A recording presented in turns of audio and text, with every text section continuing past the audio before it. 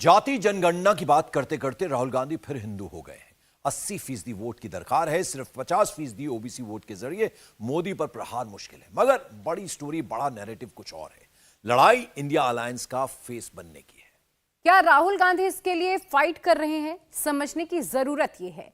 राहुल सत्यम शिवम सुंदरम वाले हिंदू धर्म की बात तो करते हैं, मगर भूल जाते हैं कि अहिंसा की बात करने वाले महात्मा गांधी, जिनकी कल जन्म जयंती भी है, वो भी धर्मो रक्षति रक्षिता के साथ साथ धर्म हिंसा तथा भी पढ़ा करते थे। राहुल गांधी हिंदू होने का अर्थ बता रहे हैं। राहुल फिर टेंपल रन के लिए तैयार हैं। राहुल ओबीसी के वोट भी चाहते हैं। सनातन का अर्थ क्या राहुल समझ गए हैं? संगठित हिंदू वोटों की ताकत समझ गए हैं? या इंडिया गठबंधन के मित्रों की हिंदू विरोधी बोली का खतरा समझ रहे हैं?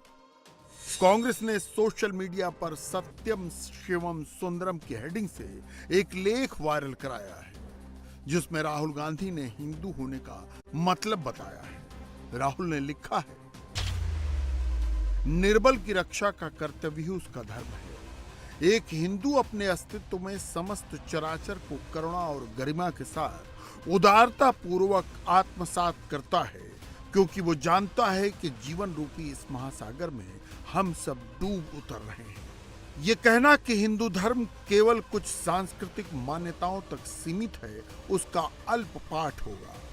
किसी राष्ट्र या भूभाग विशेष से बांधना भी उसकी अवमानना है। भय के साथ अपने आत्म के संबंध को समझने के लिए मनुष्यता द्वारा खोजी गई एक पद्धति हिंदू धर्म है। राहुल गांधी अब अनिच्छुक राजनेता नहीं रहे। इस वक्त कांग्रेस पार्टी के अध्यक्ष नहीं है, मगर इसमें कोई दो राय नहीं कि पार्टी को लीड वही कर रहे हैं और पार्टी का चेहरा भी वही है। और देश की संसद में वो जो बोलते हैं वो निहायत चुनावी है। मैंने ये सवाल पूछा कि ये जो 70 सेक्रेटरी हैं, 90 सेक्रेटरी हैं, ये जो हिंदुस्तान की सरकार को चलाते हैं, जो बजट को चलाते हैं, इनमें से ओबीसी कितने हैं? नरेंद्र मोदी जी प्रधानमंत्री हैं, ओबीसी के लिए काम करते हैं। मैंने ये सवाल पूछा। मैं आपको जवाब देना चाहता हूं। हिंदुस्तान के सेक्रेटरीज 90 में से सिर्फ 3 ओबीसी से हैं। और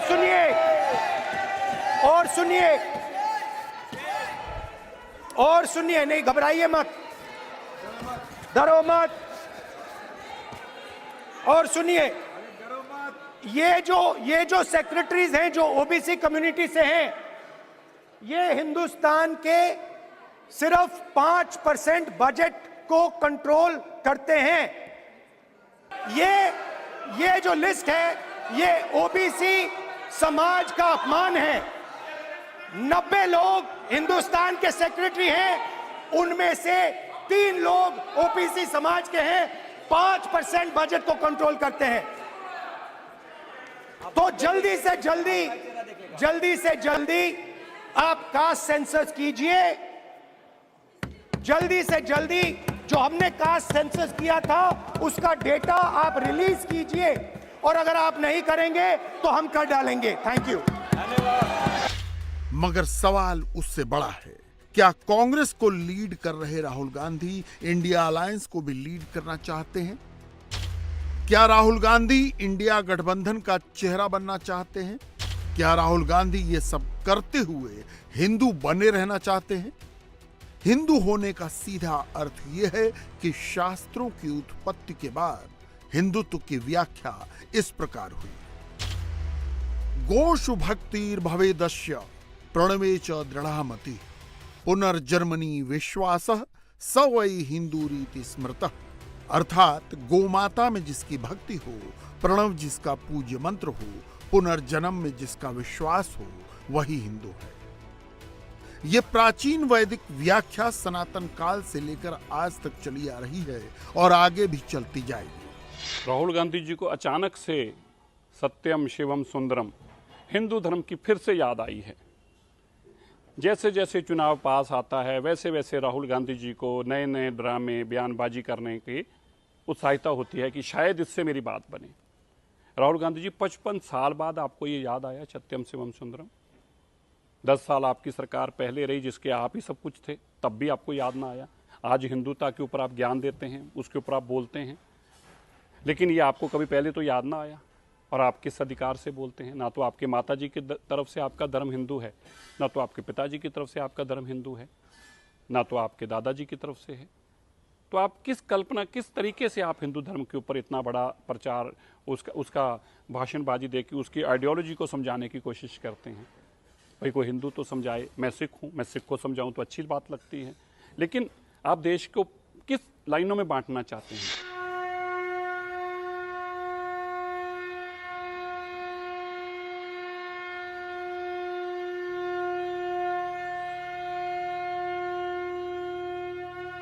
वैदिक और सनातन दोनों के मेल से हिंदू धर्म बनता है। सनातन यानी चिरंतन यानी शाश्वत। क्या राहुल गांधी इस व्याख्या पर भरोसा रखते हैं या उनका हिंदुत्व तो केवल चुनावी है? राहुल गांधी कमलनाथ के साथ हिंदू रहेंगे और दूसरों को हिंदुत्व का दूसरा पाठ पढ़ाएंगे। देखिए, हिंदू करुणा से भरा है, इसलिए बुराई से नफरत करता है। करुणा का ही एक हिस्सा है कि भ्रष्टाचार, जिसमें मैं नाम नहीं गिनवाना चाहती, इनके समय में जीजा जी से लेकर तमाम जी घोटाले हुए हैं, 2G 4G सब 2G और अन्य काम जो इन्होंने किए हैं, और उस वक्त जमीन से लेकर आसमान तक का जो घोटाला होता था वो भी सबके सामने है। और किस प्रकार से सरकार ने माइनिंग की व्यवस्था को ठीक किया, स्पेक्ट्रम की व्यवस्थाओं को ठीक किया, और अब जो आवंटन हुए हैं 5G का 6G के ऊपर काम चल रहा है, आप सबके सामने है। तो आप समझ सकते हैं कि किस प्रकार से सरकार ने उस अस्वच्छता को खत्म किया, क्योंकि देश के प्रति उसकी करुणा है और अपराध के प्रति करुणा नहीं होती। लेकिन इस लेख को कैसे देखते हैं मैम? क्या सनातन अरे ये जिस तरह से हमला हुआ उसके बाद अब ये आप क्या उम्मीद करते हैं इन लोगों से? आप क्या उम्मीद करते हैं इन लोगों से जो चुनावी हिंदू बन जाते हैं? आप क्या उम्मीद करते हैं जो प्रैक्टिस कुछ और करते हैं और दिखाते कुछ और हैं? आप क्या उम्मीद करते हैं जिनके समय पर तमाम तरीके की गलतियां जो हैं समाज के साथ हुई, और खास तौर पे इतने लंबे समय काल के बाद 47 से कितने साल तक तो यही लोग थे ना? देश में क्या हालत थी आप अच्छी तरह जानते हैं। गौर से देखिए और सोचिए, क्या राहुल गांधी इंडिया अलायंस के कुछ प्रतिद्वंदियों के खिलाफ तो बड़े हिंदू नहीं बन रहे? इंडिया अलायंस में उन चेहरों को देखिए जिनकी कैप पहले से रिंग में पड़ी हुई है। शरद पवार, जिनकी वरिष्ठता का सम्मान सब करते हैं। शरद पवार महाराष्ट्र के मराठा नेता हैं। मराठा छत्रपति शिवाजी हिंदू पादशाही की पहचान है। मराठा आरक्षण आंदोलन को पवार का समर्थन है। दूसरे हैं 70 पार के नीतीश कुमार, जो पाला बदलने की अपनी पॉलिटिक्स के बोझ तले दबे हुए हैं। बिहार में कभी लालू कभी बीजेपी के करीबी ने उन्हें लगातार अविश्वसनीय बनाया है। 2014 तक मोदी विरोध की उनकी नैतिक आभा महज प्रधानमंत्री बनने की महत्वाकांक्षा साबित हुई।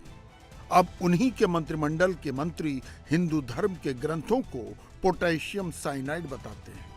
अच्छी बातें भी है, बहुत अच्छी बातें भी है, लेकिन 55 प्रकार का खाना परोसा गया हो, उसमें थोड़ा पोटेशियम साइनाइड डाल दिया गया हो तो आप खाएंगे?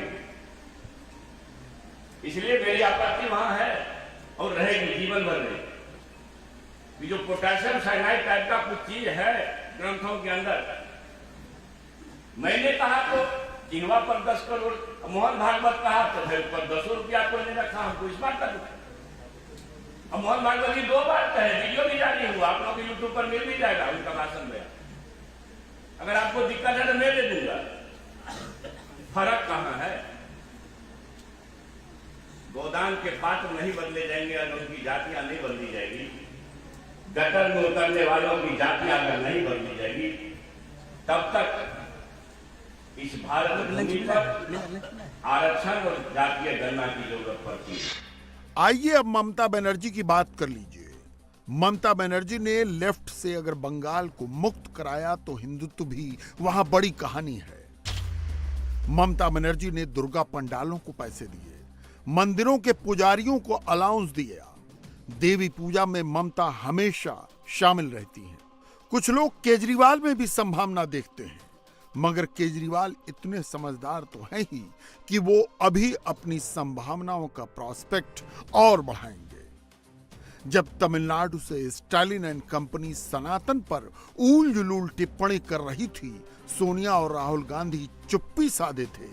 केजरीवाल के प्रवक्ता का यह बयान भी याद कर लीजिए। मैं खुद सनातन धर्म से आता हूं और जो बयान आ रहे हैं सनातन धर्म के विरुद्ध, मैं उसकी निंदा करता हूं, घोर निंदा करता हूं और उसके विरोध में खड़ा हूं। किसी को भी इस प्रकार के बयानों से बचना चाहिए।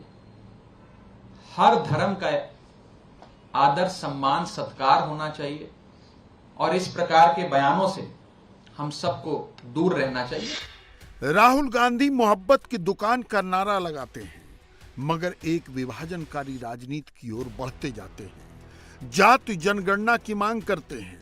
वो अपना आउटलुक हिंदू होने का अर्थ बताकर बदलना चाहते हैं। सत्यम शिवम सुंदरम तो एक सूक्ति है। हिंदुओं का सबसे आदर के साथ देखा जाने वाला धार्मिक ग्रंथ है गीता, जो एक यदुवंशी के मुख से निकला है। जी हां, इसके आध्यात्मिक सूत्र युद्ध क्षेत्र के दौरान कुरुक्षेत्र में भगवान कृष्ण ने अर्जुन को सुनाए थे। न जायते म्रियते वा कदाचिन्नाय भूत्वा भविता वा न भूयः अजो नित्यम शाश्वतोयम पुराणो न हन्यते हन्यमाने शरीरे। ये आत्मा किसी काल में भी न जन्मती है और न मरती है, न ये उत्पन्न होकर फिर होने वाली है, क्योंकि ये अजन्मी, नित्य, सनातन, पुरातन है। शरीर के मारे जाने पर भी ये नहीं मारी जाती। इंडिया टीवी हर वक्त हर जगह डाउनलोड करने के लिए सर्च करें India TV news Google play store या ऐप स्टोर पर।